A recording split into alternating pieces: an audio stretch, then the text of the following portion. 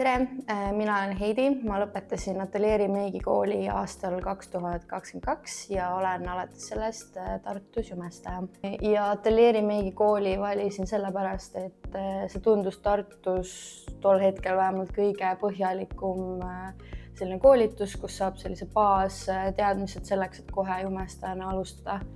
Üks põhjus, miks ma meigikooli tulin, oli kindlasti ka see, et minu jaoks oli väga oluline saada kvaliteetne ja vastav haridus.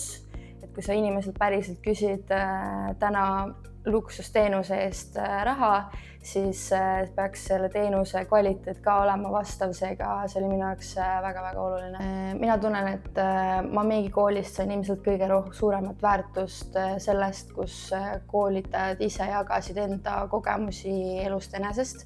Et nad lõid hästi sellise reaalse pildi, kuidas see jumestaja elu tegelikult hakkab nagu välja nägema ja mis on need olukorrad ja hetked, mis võivad selle protsessi jooksul tulla. Meigikool on mind mõjutanud kindlasti ka isiklikul tasandil. Ma tunnen, et peale seda meigikooli läbimist ja nüüd olles jumestajana paar aastat töötanud, siis ma tunnen, et see amet on mind või see roll on muutnud mind kindlasti naiselikumaks. Et selles on mingisugune teistsugune energia, kui sul on see võime ja oskus muuta inimesi ja naisi ilusaks. Ilmselt kõige eredamad hetked meigikoolis olid lavameik, ma arvan, sest et mul siiamaani, kui ma seda tehtud tööd vaatan, siis ma mõtlen, et mina tegin selle.